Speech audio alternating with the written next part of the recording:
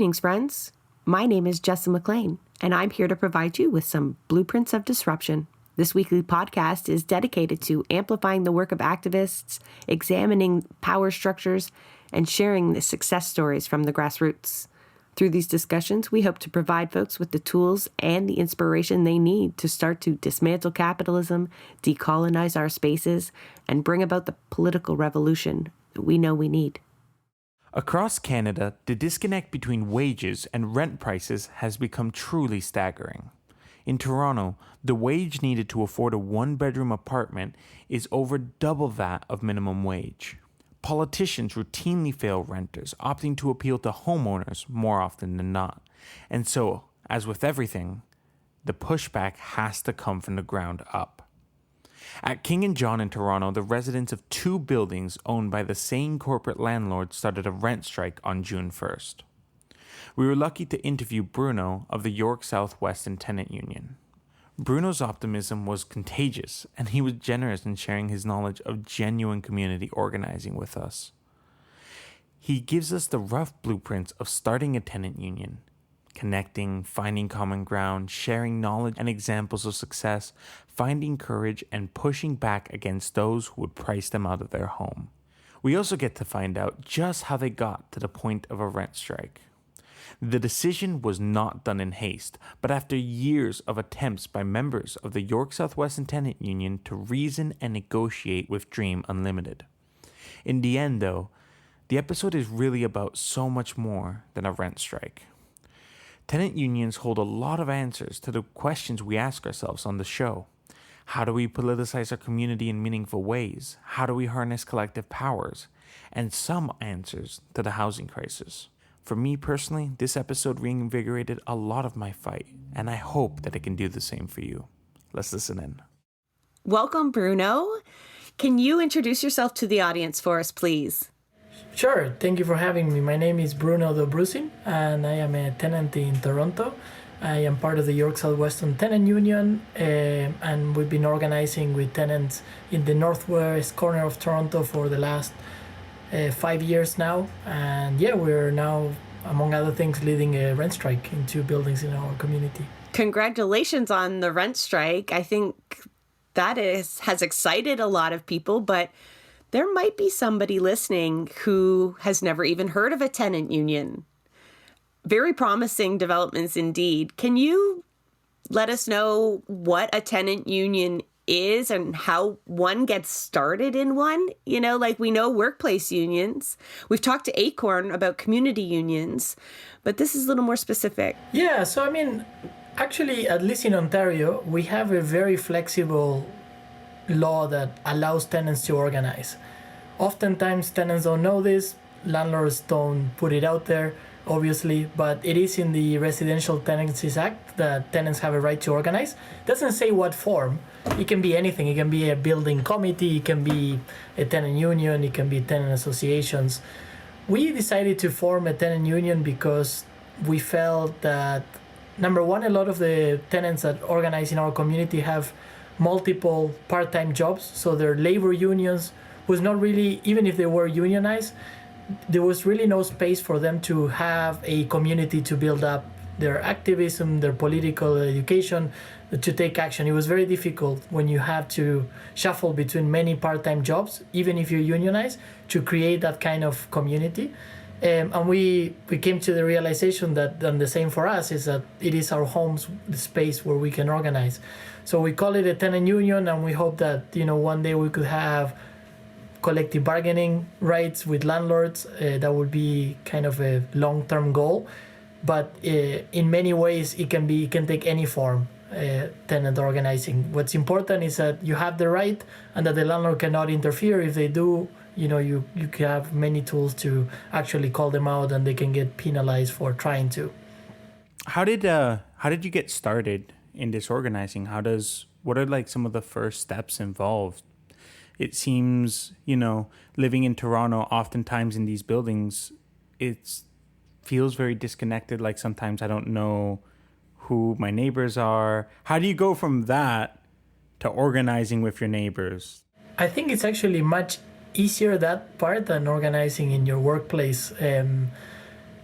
the first task is knocking on your neighbors' doors, and then you will realize that a lot of the issues that you have are shared with your neighbors. So that's kind of the first part. That's how we started. We had issues with our landlords, and other neighbors had issues with their landlords, and we just started knocking on our neighbors' doors and saying, hey, like, these are issues that we're having. Did you get that notice that says X and Y? I don't understand what it says. And that kind of ballooned into many other people wanting to talk to their neighbors, the word spreading.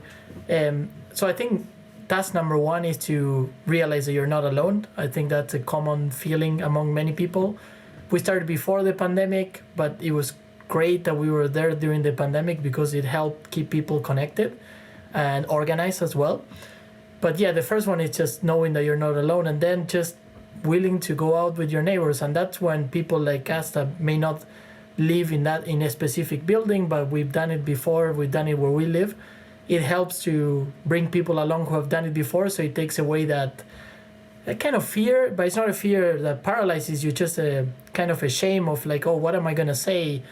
What if they don't like me? What if I don't know, I don't like them because I don't know, they walk their dog in their apartment and I live right below them. I don't know, there are many ways that you may have issues with your neighbors.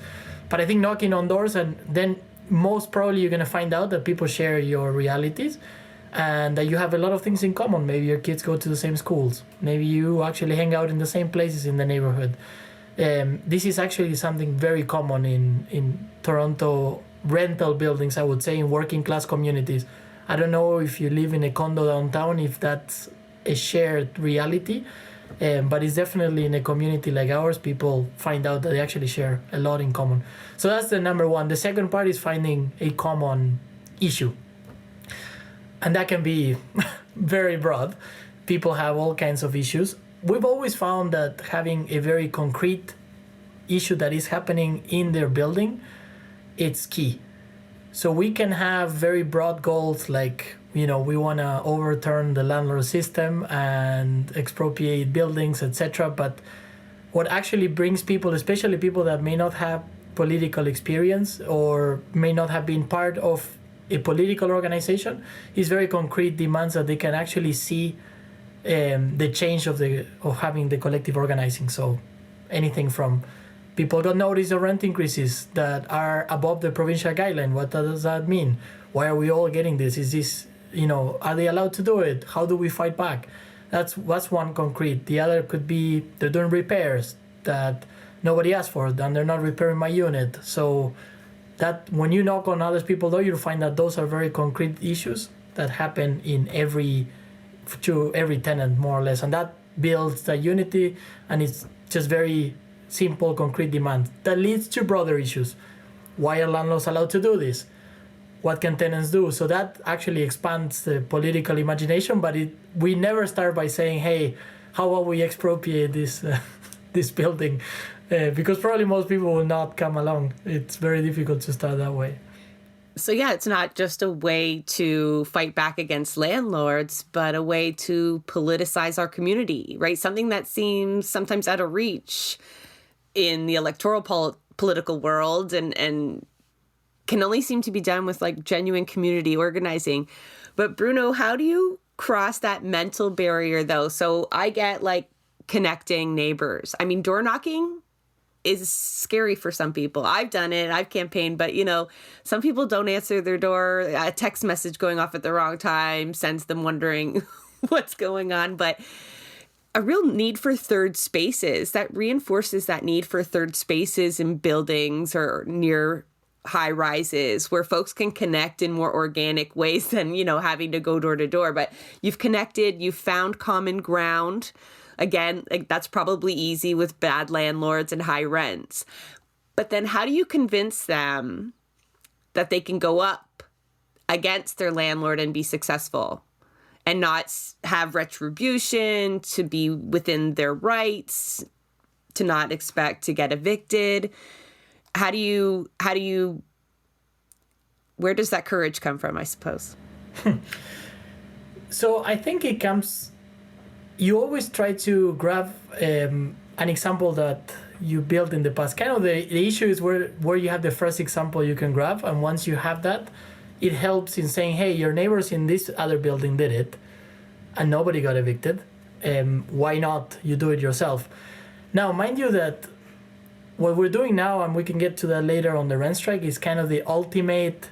This has been 3 years long work in these buildings. It's not something that I will never throw it out there as a first option for people, because it takes a lot of organizing. And if you come, we had a lot of people reaching out and now from all over the country saying, hey, I want to do a rent strike. And it's like, okay, well, are you meeting the conditions that you need to do it? Otherwise, you are exposing people to... Do you even have a tenant union yet? Have you talked to your neighbors? Or is it just you sitting in your room that you read this and you're like, hey, I'm going to do it. And don't do it by yourself. You are going to expose yourself to a lot of risk. So I think finding good examples and starting by things that are winnable and then building up people's confidence. That's, I think, one. The second is finding just good messengers. You always have tenants in buildings that have confronted the landlord for whatever reason.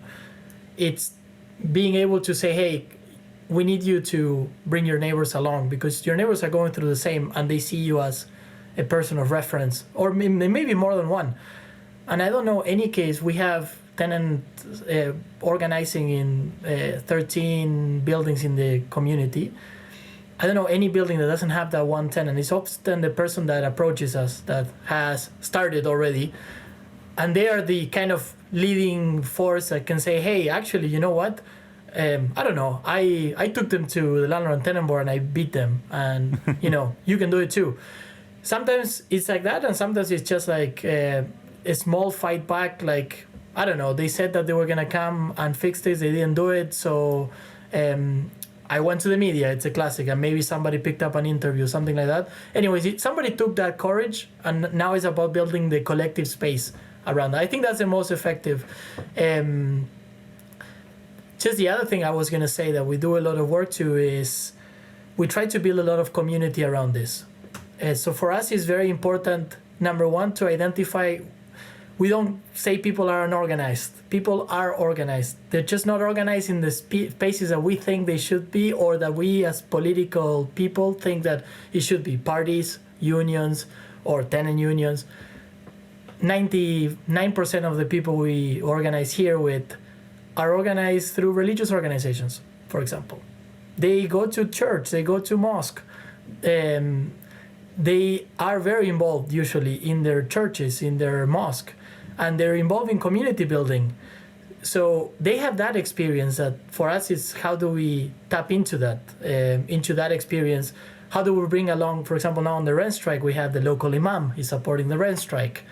Stuff like that is very important because that also builds people's confidence to say, hey, you're already part of a collective. We're just trying to replicate that in this context, right?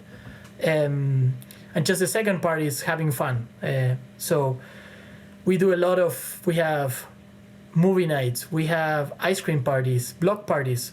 Very often especially municipal politics and spaces, homeowners get all the space. Homeowners do all the festivals, they have the movie nights in the parks where it's only white folk who are invited. So we try to actually take up public space for tenants. It's very important for us. So there is a Santa Claus parade in our neighborhood that nobody had ever had a tenant-specific parade. So we put together a parade with characters from Frozen. That for York South-Weston specifically? Yeah, it's a parade. It's a huge local event. It's massive. Thousands of people from the neighborhood go to this parade. So first we approached the business association. We said, hey, we're gonna have a fleet too. Oh, who are you? We're a group of tenants, and we're gonna have a fleet. We want to have a tenant Santa. And obviously they say, look, there's only one Santa. We don't want to confuse kids. If every fleet has their own Santa, it can be very confusing. So you can do the fleet, just don't have a tenant Santa because there's one Santa that comes at the end. It's that everybody has the same. So in our fleet, we did it around Frozen, the Disney movie, and it was. The big hit was Olaf, the character. I don't know if you've seen Frozen. Oh, yeah. Way too many times. If you have kids, you probably have. If you don't, you also probably have. And it was Olaf asking with a big sign that said, "Elsa, will you freeze my rent?"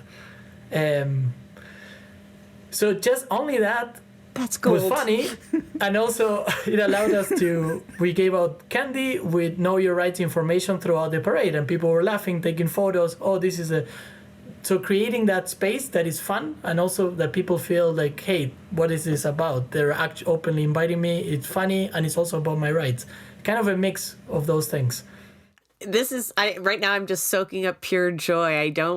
It's going to take me a second to formulate another question because I'll give you another example that maybe helps also reinforce this. So we have, and this we started during COVID, and then we kept doing it. So we have a newsletter. One thing that we've done is we don't deny digital spaces. They're important for certain groups. But for us, the vast majority, it's a paper that goes under people's doors. So we have a system of distribution where we have tenants who put out the newsletter in each of their buildings every 3 or 4 months, depending also what we can do. The biggest hit in the newsletter that we have is at the back, we have a crossword. If you fill the crossword is based on what's in the newsletter. So you have to read the newsletter. If you fill the crossword and you send us a photo, you get a t-shirt. Is it one of those York South-Weston? Yeah, you get a t-shirt from York South-Weston. Let me see if I can find... Blueprints is going to need to make a donation so we can score some of these shirts. Sorry, I'm just out for a sec. Anyways, so in this... Basically, this newsletter has information, always has something like, this is what's happening. You may have heard, let's say, the government announced a rent freeze. What should you do? Stuff like that. And it also has always a social thing where we invite people to something that is just fun. And the crossword at the back. And it always has something like around your rights. Like let's say it's summer, we'll talk about air conditioning. Can you put up your own air conditioning? Can the landlord charge you extra, etc.? And then the crossword will be always around that. And then when people fill it, they take a photo, they send it to the tenant union email, and they get a t-shirt. So for us, it's like, okay, fun, somebody did the crossword, great. But somebody took the word to read the newsletter, to do the crossword, take a photo, and expect a t-shirt. Those become key points in those buildings for us. It's someone that we build a very strong connection with. So it allows us... It's like a noble phishing scam, right? Like, if you open this email, we got you. I know if you went through the effort of filling out this crossword, I can get you to organize your building. Kind of, yeah. You got to find them somehow. But it's a way, and not always, sometimes it's just people that like doing crosswords, and everybody shirts. loves swag. I love, like, every time I go to a meeting, I want the t-shirt if there is one there, So it's just the same logic. This reminds me a bit of an idea I was thinking about recently, because I was walking on the street where I live, where there's a lot of mid-rise buildings, and every single one has lawns in front of them that are just like empty grass lawns. And I've been having like this urge to like try and organize some community gardens within my building to use that land, because the way I see it, that could feed half of the building in the space that we have, and it seems like such a waste. And so you're inspiring a little bit of my fight there. I wanted to ask about, because in the past I've heard examples of times when, for example, for the simple act of organizing, without even having a rent strike, for the simple act of organizing, tenants have received threats of evictions. That happened in Parkdale at one of the buildings. And so I know that there's a lot of different ways, not all of them legal, which landlords try to slow down this organizing to fight this. I was wondering what your experience is with that, and like how you help protect people from that, both legally, I guess, but also just that's scary, right? And that can put a lot of brakes on something. So how do you fight that? Yeah, so landlords go on all kinds of intimidation. This is what I think it's sometimes funny to hear when you get the landlord narrative in the media, as if these are innocent folks and innocent corporations that just, they're housing providers. But they go to like very large extents to intimidate folks, and now on the rent strike it's been very intense. So we do a few things. One is just actually normalize that you're gonna get intimidated, because what you're doing is actually a threat to them, and try to get people prepared for it, so that when they get an N4, which is the most common eviction notice because you're late on rent, that you don't freak out, and that you know that N4s are most of the time bullshit, that they're poorly worded, you do not have to move out by the time it says, you do not have to, that it doesn't even mean that the landlord has started an eviction application. The landlord cannot evict you. It has to be an order of the landlord and tenant board. You have a right to a hearing. There are many things that you can bring up to try to put people at ease on that, and to prepare them, especially when you're doing collective organizing. There is a big challenge that we have, which is how much do we do individual cases of people who are, and for us it's a challenge because our priority is to do collective organizing, and there is a sequence, and I think sometimes it's reinforced by a lot of organizations, by a lot of political parties, by that people get serviced, right? You go to an office, you resolve your problem, you go home, and that's it.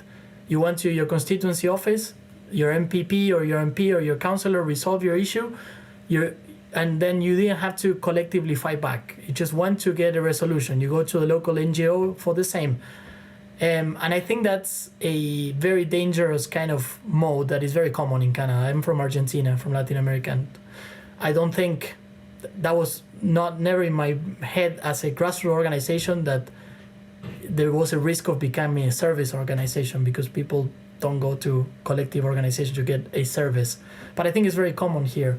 And sometimes that's the challenge with people, that they come, they expect something you resolve for them individually. They might not be willing to fight, and then when they get the threats from the landlord, they kind of back off. And it's a fine line for us how much of those cases we try to take on and to defend people. That being said, normally we make a distinction with evictions. If somebody comes and says, hey, I got an eviction order, the sheriff said they're coming, we are, and we've done it before, physically going to resist the eviction from the sheriff. Normally when that happens, it has happened only a few cases, the sheriff's office doesn't want to confront.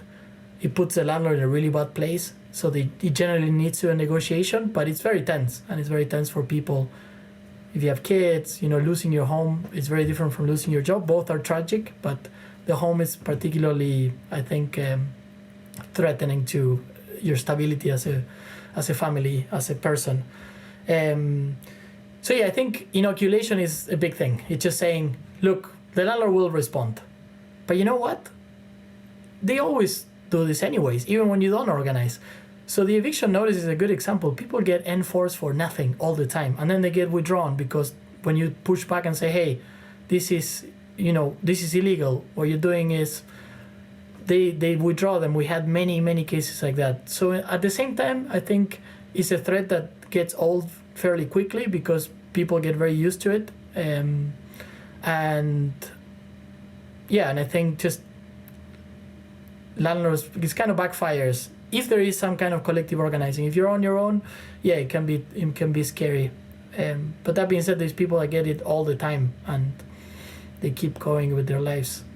I know you said a rent strike is your last resort, and most unions would say the same thing, right? It's the most disruptive and risky in Denver. But that's the reality. At 33 King Street and 22 John Street, they're on strike right now. What led to that last resort? What couldn't be resolved any other way? And yeah, can you tell us more about the strike in general? Because folks, I think that's one of those concepts that we've talked about a lot, but it's not realized all that often. I'm seeing folks in Thorncliffe are also on strike since May 1st. So this is really promising to see, and it's hopefully contagious, right? So what did it take to finally convince folks that they needed to take this hard step? So to give you some context, both those buildings are owned by the same company, which is called Trim Unlimited. And it's a company that claims to be socially conscious landlord that cares about the tenants. And I think the hypocrisy of the company has gone a long way in leading tenants to want to rent strike. But I guess the first, to explain how we get there, is that tenants in those buildings did all of the protest sequencing that you're supposed to do by the system, right? You go to your MPs, you go to your MPPs, to your local councillor. They did a petition to the landlord saying, hey, 33 King is a building in Toronto with the highest number of above guideline rent increases in the city. What that means, for those who don't know, an above guideline rent increase in Ontario is when your landlord can apply, because they're doing capital repairs. I'm putting this in quotation marks because often these are cosmetic bullshit applications. Those are the repairs you were talking about before that nobody asked for, but they're being... Exactly. Yeah. And then they can increase the rent above the provincial guideline. So every year the government says rents can go up by 2.5%, suppose for this year. But this allows landlords to kind of go around rent control and increase rent. So these above guideline rent increases are relatively new. They were introduced in the 1990s. They didn't exist before. And it's this whole thing that landlords cry poor because all the old buildings that they need repairs. But at the same time, these same landlords are claiming very high profits on their rent. So for example, Dream, in these two buildings, in their own financial reports, they say 50% of every rent is profit. 50%. I don't know any other business that you have those profit margins and you still need to get extra money. So out of housing. This isn't just any product. Yeah, this is something exactly. people talk about decommodifying. 50% profit margins. Makes Gale and Weston look like charitable. Yeah, like he should get into housing, and they are actually. President's Choice is getting into housing. Don't tell me that, Bruno. It is happening. So at 33 King, tenants have fought many years against these applications. So they had just the last ones were in 2018, 2019, and 2021. These are supposed to be like kind of once every 20-year applications that landlords make for capital repairs. They're clearly doing it every year. And the one that really pissed them off the most was 2021 when DAC4 announced we're going to have a rent freeze in Ontario because of the pandemic. But he excluded above guideline rent increases. So people had a rent increase even though they were hearing everywhere that there was a rent freeze. Hold on, I just want to clarify that point. So during a rent freeze, the only increases were the ones that were even above grade. Yes. So you could only have really big rent increases, not standard ones. Correct. There is a limit on how much AGIs can go, but yes, it's normally double the guideline, the provincial guideline. So people were supposed to get 0, they got 3%. The provincial guideline is normally around 2%. On top of that, there is the issue that you saw an explosion of above guideline rent applications. And because there is, basically what happens is that I'm a landlord, I apply for this. Until it gets approved, it might take a while. I can start charging this right away to tenants. In those notices that you send to tenants, it does say like, you can pay, it's an optional payment to pay the extra amount. But the way the notices are framed, it actually, basically the fear is that if I don't pay the full amount, I'm going to be evicted. That's what the notice gives the sense to be, right? So a lot of people just end up paying the full amount because they don't know. Then when we find out, we say, look, you're not obliged to pay until it has been approved by the landlord and tenant board. We can fight it, etc. But basically they start charging it right away. You can see the value of the union already, like without anything else, like having that knowledge that you talked about having to spread around. So it's so easy to be manipulated in those circumstances without knowing what your rights are. I can only imagine, too, that for people who are here on work visas, on study visas, international students, which is making more and more a larger part of the tenant demographic, that it's that much easier to manipulate and to exploit because they may not be as familiar with what the processes and rules are here, right? Even for permanent residents, I just became a citizen a week ago. I was a permanent resident until very recent. And when you do all the applications, thank you. Now I can go to jail. But it's placed into that. Even for someone like myself, when you look at all the paperwork you have to do just to get permanent residency, and then from permanent resident to citizenship, is all this thing around not breaking the law, right? So people get afraid that this could mean criminal. What if you resist anything from your landlord? It could be part of your immigration file. It has nothing to do, and they cannot connect those two. But that is a fear that plays into that, and especially if you're in a more precarious status or you have no status. In those cases, it's even more challenging to organize. We've had not so much in big buildings, but rooming houses, informal rooming houses, and I know a lot because of language, Latin American folks that reach out, and they're in much more precarious positions to confront the landlord. Although the landlord is entirely illegal what they're doing, but it's a fight of illegalities. So just to go back on the rent strike, so the 33 King was above guideline rent increases. One thing that we did last year, after all of that mobilization with the same landlord, they agreed to negotiate the 2018 application that they had put together, and they actually cut it in half in that negotiation.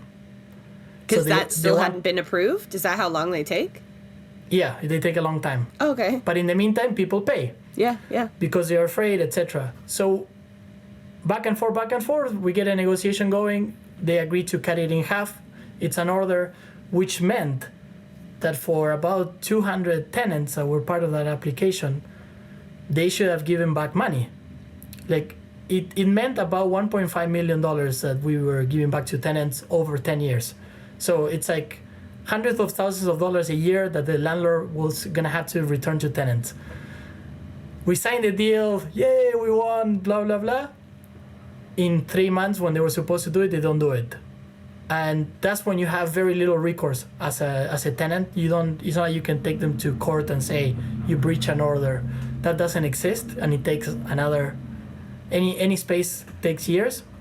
And that's what led that building to be like, that's it. Like, we did everything the system is telling us. That be polite, be friendly, talk to your landlord. These guys totally broke their word, and yeah, now this is the only choice we have. So the idea of the rent strike didn't come from us. It came from tenants in the building who said, well, that's it. We don't even know what our rent is now, because they were supposed to cut us our rent. They failed to do that. So we're kind of in legal nebula here. Yeah, you can't convince those folks to go into negotiations with the landlord again. You can't, all the systems have failed them at that point. Yeah, so there was a core group of people in this building that had also, it's a building with a lot of long-term tenants. People are very aware that this is the last affordable housing that exists in the city, so they're not gonna move out anytime soon, and they're not gonna give it up. And also it's people that have built their lives in this community, so they're staying. And I think the level of frustration was so high that people started thinking about this, and then we just put the goal of like, okay, well, look, this is what a rent strike will imply, this is what it means, this is the numbers that we need. We can't just call a rent strike with just the hardcore people. We need to convince at least half of the building. We thought about, at the time, half of the building was 200 units. So it's a 400 unit building, 33 King. But anyways, we got to 220, and that's when we called the strike on June 1st. But to get there, it took months of knocking on doors, talking to your neighbors, and it had to be done by tenants. Like, you had to convince your neighbor, why are you willing to do it? And why are you willing to, that's the best argument we have. Get people marking, like, okay, what do your neighbors think? This unit is supportive, this one is hesitant, this one is not. Let's start marking so that we know where to come back, who may be a better messenger. Somebody maybe not so comfortable in English, let's send someone who speaks Spanish or Somali or another language.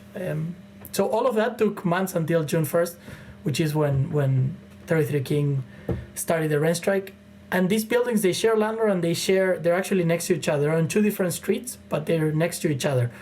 They share parking. And 22 John is a new building, was built or occupied after 2018, so it is not part of the rent control. DAC 4 took out rent control from new buildings. So people in this building have been getting rent increases of 10% a year sometimes. This year it's a case study where they get 10% rent increases. I was looking at online and it was $3,900 for a 1-bedroom apartment. And this building, I got my source here, you know very well, Chiara Padovani, that $10 billion of public funds was used. 10 million. 10 million. 10 billion would be out. I mean, 10 million is scandalous. Yeah. 10 billion is... was used to build this building that now Yeah. is anything but affordable.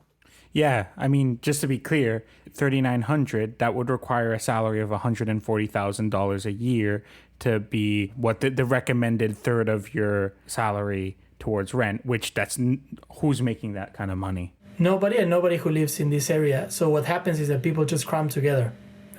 And it's a building that it's very fancy and new, where living conditions are actually worse than in other older, just because of how many people are living together. So 22 John is not rent controlled. They've also been fighting many years. There was 1 year where they managed to negotiate.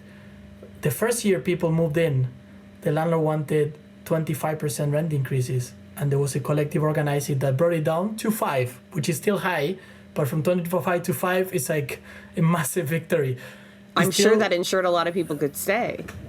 Like, that's the difference of being able to afford it or not. People move out all the time because they don't know that it's not rent controlled. This is not clear to them when they rent, and then they end up getting these high increases. So when 22 John heard that 33 King was going on rent strike against the same landlord, they said, hey, we want to join. And that's when they joined a month later on July 1st. So now it's both buildings, and it's about, right now I would say it's about 300 units between both buildings that are rent strike. 22 John is like less than half occupied. It's kind of a semi-empty building because of how expensive it is and how much turnover there is. And yeah, it's about probably 500 tenants altogether, if most people don't live by themselves. So it's a big crowd of people to try to keep engaged and to also to try to have a common message that everybody can be part of. I wanted to ask about that, actually, about that solidarity between buildings, and have you worked with other tenant unions throughout this process? What kind of like communication is there, or with other community organizations of various forms? Yeah, so when we started discussing, so we've been in touch with many other tenant organizations in Toronto, the FMTA, the Federation of Metro Tenant Association, folks from Parkdale Organize, folks from Acorn. We have a policy that is fairly open. Like we want tenants, we want to win, and our problem is landlords, not other organizations. So we take that position. It's not always easy, but that's how we operate. So when we were discussing the rent strike, we did do a lot of like consultation with people that had done it, or the issues, or the first things that happened. You know, what do you think made a difference, etc. To try to build up that confidence, and also based on the experience from other people that had gone on rent strike. So the case of Parkdale, there is the case of Hamilton as well. So just to see what happened. And we're in contact with the folks in Thorncliffe because they started earlier. So a lot of the things happened earlier to them, but it's the same things that are happening here. So it's kind of good to keep tabs on that. The other part I would say is that we worked a lot to get folks on board who may not be the usual suspects to come on for supporting a rent strike. Like who? And as I said before, community organizations, but unions. And it's been huge. Like we had very positive response from unions. It helped that a lot of us are connected to the union movement, but it was huge to the point that, yeah, we had big unions that I don't think they've ever had done something around housing like this.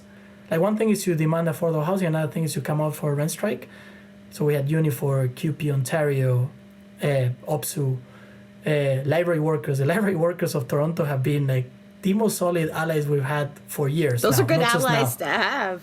The whole the Toronto York Region Labor Council as well, right? Amazing. Like they've been amazing. And from the beginning, they were like touching base. What do you guys need? What can we do on our side? So that was a big thing for us to try to show also to tenants that are going on a rent strike. It's a big decision that you're not alone, not just your neighbors, but look at all these people that it's with us. And that's why we did the rally. The main goal of the rally was to show that kind of community solidarity and support. So it was a rally and barbecue, just to add the fun part. And right after the rally, we had a community barbecue with live music where people could just chill. It's not all just stress. That was one of the big takeaways that we had from our interview with Alejandra of Acorn, to bring joy into those movements. And these fights are long and hard, and we better make sure people are having fun and have space to relax and connect without having to talk the fight all the time. But I'm getting really giddy. Like, I'm very excited because, you're talking about Thorncliffe. That was May 1st. 33 John was on June 1st. No, I'm getting them mixed up. Then King Street on June 1st, July 1st, another building joins. You talked about, I asked you where people find the courage, and your answer was examples. So surely this is giving examples tenfold, the more exposure, because you guys are getting a lot of exposure on this. Something I'm sure landlords are not very happy about. What's the response been from Dream Unlimited? Between embarrassing and predictable, I would say. So we met them in April when we had this polite petition with the same demands. Withdraw the AGIs from 33 King, respect rent control at 22 John. The demands are actually they're not radical, let's say. We're not saying we want free rent.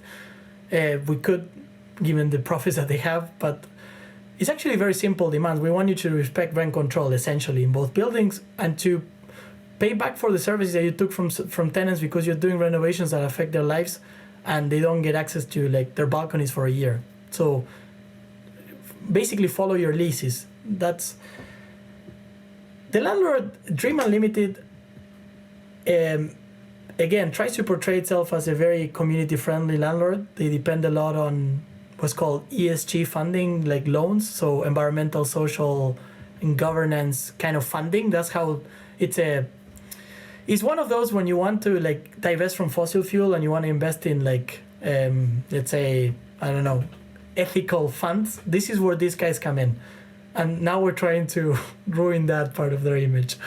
But so we met with them in April. They didn't concede to any of the demands. When the rent strike happened, first we got a response right away, June 1st or 2nd. They wrote back and said, hey, we're available to meet anytime. We said, okay, yeah, come meet, where we live. And then they suddenly, I think they wanted to test out how many people were actually withholding rent. So they went on, they hired a call center to call through every apartment every day until they got them. Hey, why haven't you paid rent? Oh, you haven't paid rent. Why haven't you paid rent? That kind of intimidation. 2 weeks later, they couldn't be bothered going door to door. No, because they know they're gonna get a mouthful. They already got it on the phone. But so 2 or 3 weeks later, we did have a meeting that was embarrassing because they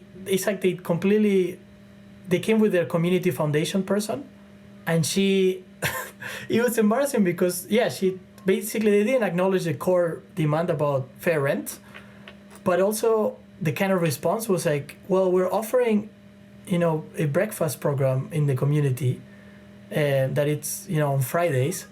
But, sometimes, as they say this, it's okay, you can say, well, whatever, some charity. But, we have a problem that sometimes people come with too many family members and they take too much. So, if you may not have noticed it because it runs out fairly quickly. So on top of that, they complain that people are taking too many, granola bars from those...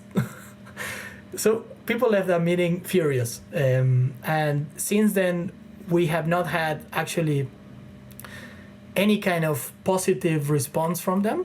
just these statements that they put out in the media, and they got on a pretty hard intimidation campaign that includes, so we have weekly canvases where we share these like strike bulletins that you can see here. So we basically tell people, hey, this is what's going on, this is what's coming, and every week there is a collective canvas. So within the building or within the larger community? No, within the building. Gotcha. Yeah. Led by the tenants in the building. But we get security guards following us. First, they tried to stop the canvases, saying that we cannot canvass, and we're like, so we recorded it and we said, look, we are within our rights. If you insist on this, we're gonna take you to court, which I don't remember what we said. They said, well, we're gonna call the police for trespassing. Okay, call them, bring them on. Like, people live in this building. What are you gonna do? Like, take them, like, trespassing on their own house? Like, it's just ridiculous. So it's turned into somewhat of a funny. It was very scary the first time, I think. We stood our ground. People saw that. They were like, okay, wow, we can actually, like, fuck security. This is all right. Let's keep going. I think that really encouraged people. To the point that, after a few floors with the 2 or 3 security guards following people canvassing, they become part of the conversation. You're at the door, you're like, oh yeah, the landlord, this is what they're doing, sending these guys. And you have the security guard there, just like, security guards are precarious tenants probably as well, who get paid minimum wage. So their empathy, maybe not very obvious, but it's more with the tenants than with the landlord. But they're still doing their job as security guards. I don't want to, they're not allies. I just want to say that they also see their precarity. But in any case, I think these kind of things tend to backfire, because the other thing is, one day they put notices on every tenant on rent strike on their parking lot, saying, you're occupying a parking lot that doesn't belong to you. If you don't remove it, we're going to tow your car. And people have parking in their leases, and they've been using the same parking lot for many years. So there was a resistance. Everybody took back those notices to their office and said, if you try to tow the car, we're gonna start parking whatever we want, and you're gonna have a mess in your parking lot. And even the tenants that are not on rent strike are gonna want you to resolve this. You're not gonna have enough tow cars to move. Anyways, they didn't tow anyone's car. But basically, to the intimidation, we try to respond with collective responses. Don't let people on their own just go to their office or message the landlord. Just let everybody know. Let's respond collectively. How can we do it? You've emboldened, and each other, right? Not just you, Bruno, but what an emboldening process to do within the community.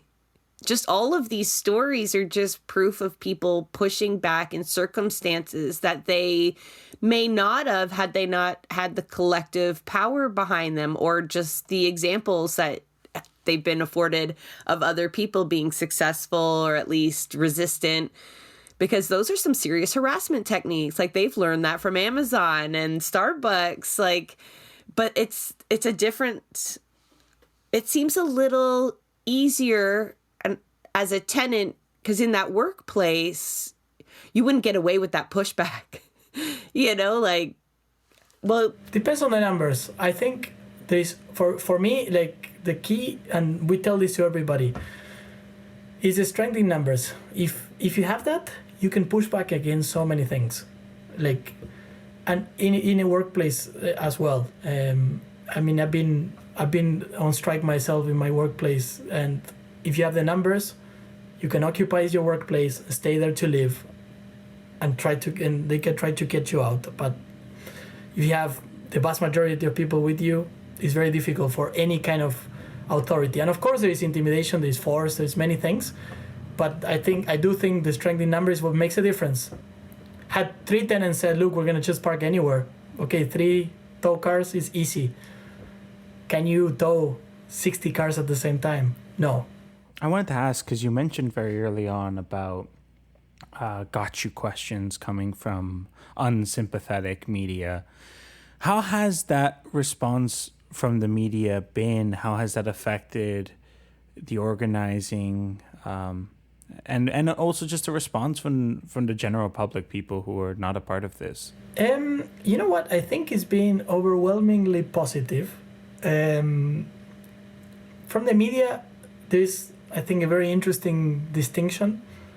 This depends on what role people play in the media. They may be tenants themselves. They might have precarious jobs, and they're a producer that's very sympathetic to your cause. So we had actually a lot of media attention, and we build relationships as well with certain journalists that we know, or producers who we know are maybe not openly, but we know that they're going to give us a good perspective that we can go on. To be honest, since the actual rent strike has started, we had a lot of media attention from all kinds of sources. What makes me think is that this is an issue that kind of crosses the right and left media space. We had media that is very right-wing covering the strikes in fairly positive view. Like I've been surprised. Media from the US that are like right-wing media that has also covered the strike, and not because we've given them an interview, just because they picked it up. That's what we find out from just others, not. But so that makes me think that it's an issue that it's really a working class issue across the spectrum, and that people are noticing. And I think, there's a certain consensus. Unfortunately, it's not on the political side, especially. I think there's still a lot of work to do on parties of the left to come along. But don't even get me started, Bruno. We can have that discussion. But I think it is there. It is there at the base. That's what we get a sense of. But it's very anecdotal. I don't know. I don't have numbers. Just in terms of anything we put out on social media, people are really supportive. Any articles that come out, we get messages now from the tenant union from all over the country. People saying, not just tenants who want to do it themselves or who are in similar situations, but people saying, hey, like, my kids cannot afford their rent. I'm a homeowner, but, this is very important.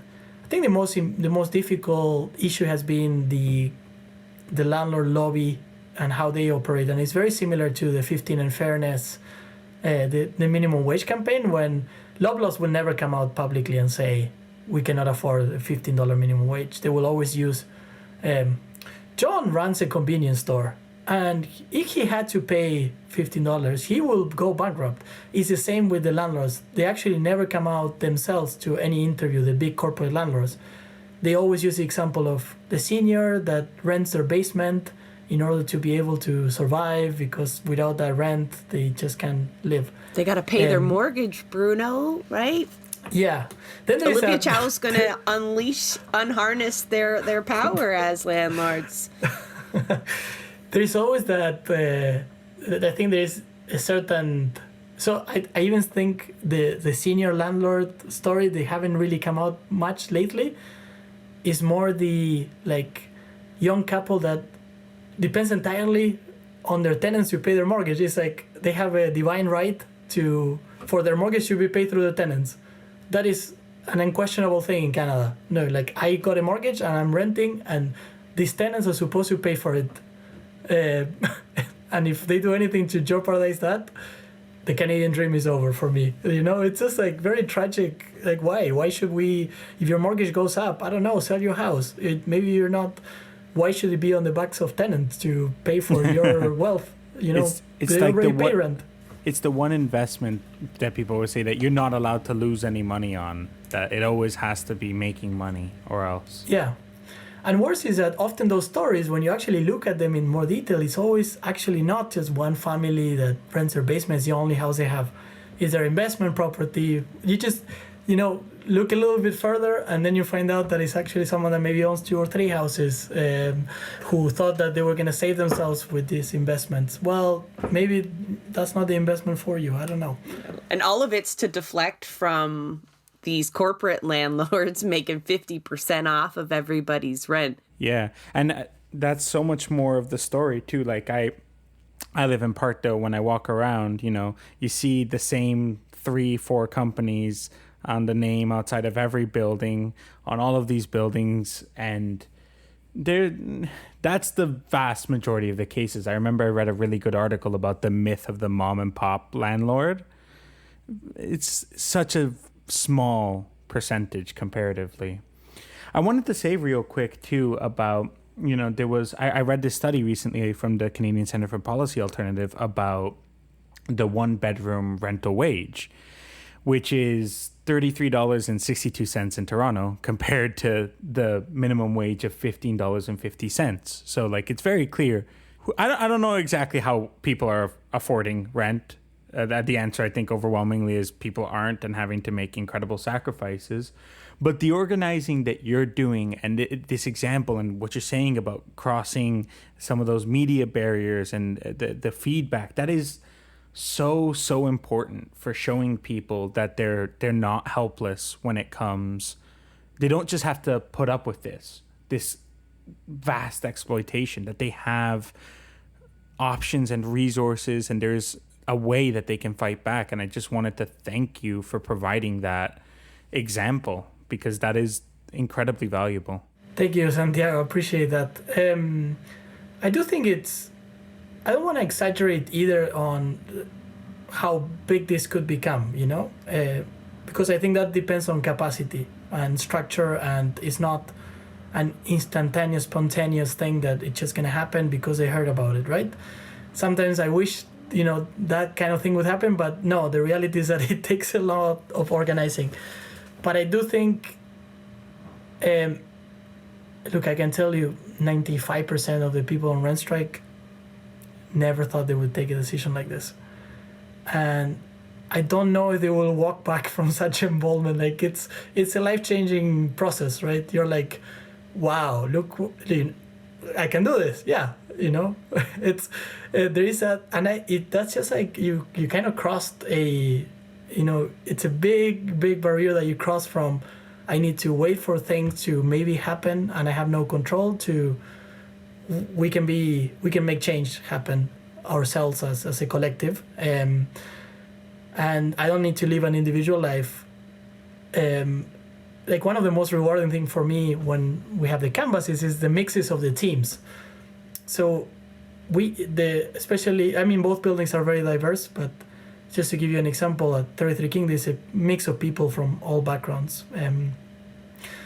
But just how things have happened, that the teams are mixed between people that maybe you wouldn't have thought about, a senior from Sri Lanka with a white tenant from the US, suppose, something like that, who are now buddies, who now, or it's just these kind of connections that now start happening. So it's the encouragement that I can change things, but also that, wow, this is the community that we can have. We don't need to live lonely lives. I hope that more people take that. You need to have someone to respond to those demands, or some collective, some organization. And I think that is something that I am mindful. Unfortunately, we all have day jobs and we don't have the capacity to respond in the way we would like to every request that we've had from people saying, hey, how are you doing this?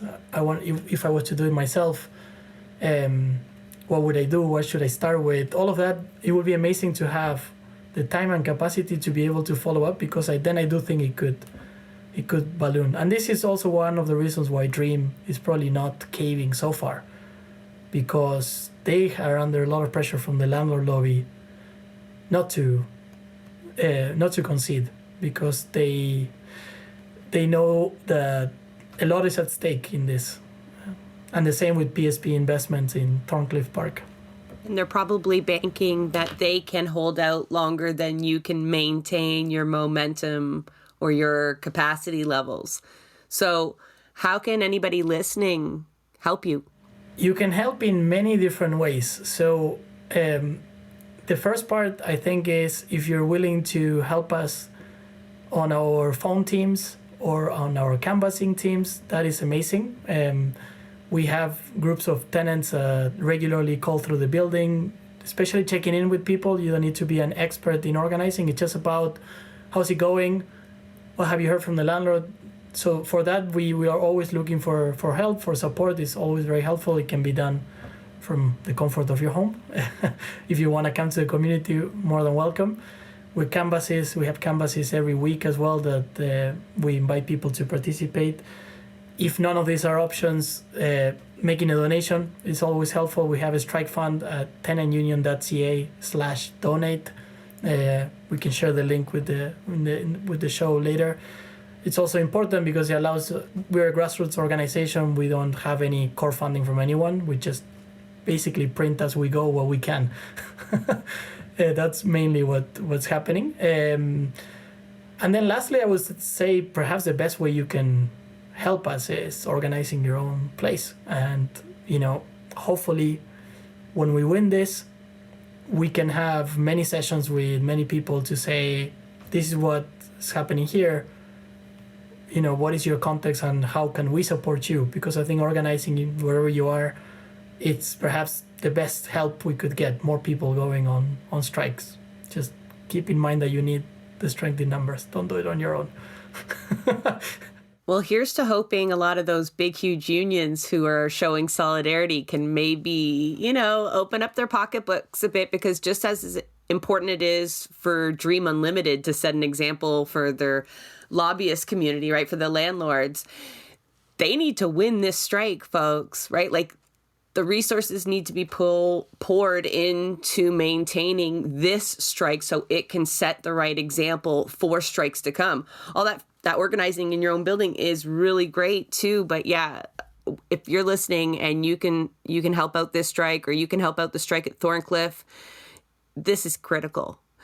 This is critical, and I think that's why it's gained so much traction, is because it's different than workplace strikes. And all the kudos to unions, and I understand their importance. No one's going to doubt that here on the show, but those are sometimes not very tangible for people, right? The strikes that happen don't often, unless you're part of them, that workplace, they don't often set an example for you. It's usually very workplace specific, but like, everyone's had a bad landlord. Everyone is paying too much in rent, and no one really knows what to do about it. No one thinks that they can fight back other than go to the laundry room, complain. Like, I've gone to that stage. Most of us have, and found the common ground, right? The laundry room is the organizing place.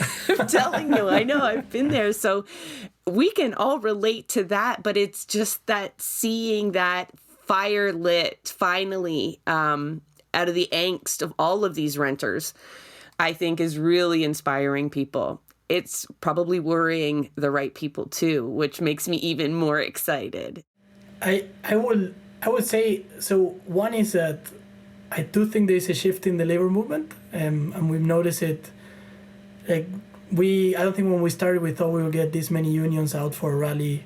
We've also done it in a way that it's also valuable for them. We identify members. Why we contact these certain unions is because their members are on strike in the building. That's how we did it.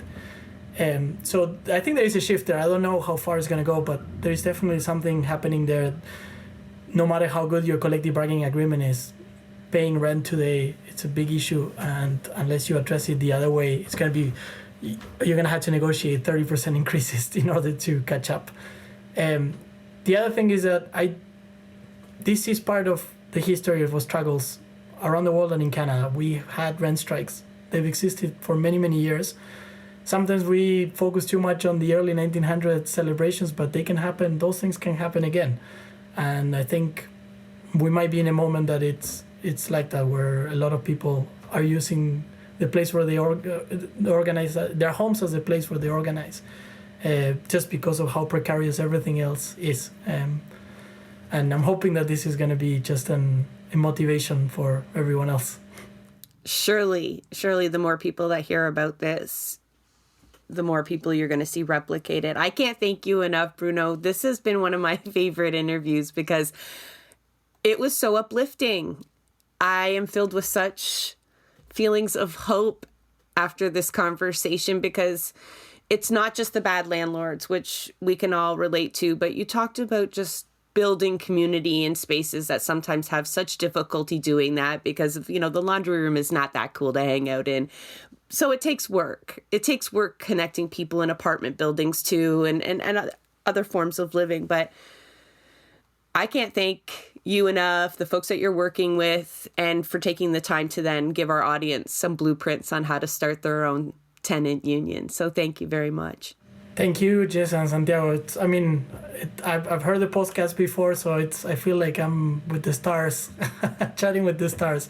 So very happy to be here and to follow up this conversation anytime we can. We know we're gonna I encourage everybody to follow the tenant union account on social media. We expect a lot of things happening over the next 2 weeks. So just we'll try to keep everybody posted on that. That's great, Bruno. We'll be sure to link both your donation fund, or your strike fund, to the show notes, as well as your socials and anything I can find that I think people should be pointed towards so they can help you out, as well as the folks at Thorncliffe. Excellent. Thank you so much. That is a wrap on another episode of Blueprints of Disruption. Thank you for joining us. Also, a very big thank you to the producer of our show, Santiago Halu Quintero. Blueprints of Disruption is an independent production operated cooperatively. You can follow us on Twitter at BP of Disruption. If you'd like to help us continue disrupting the status quo, please share our content, and if you have the means, consider becoming a patron. Not only does our support come from the progressive community, so does our content. So reach out to us and let us know what or who we should be amplifying. So until next time, keep disrupting.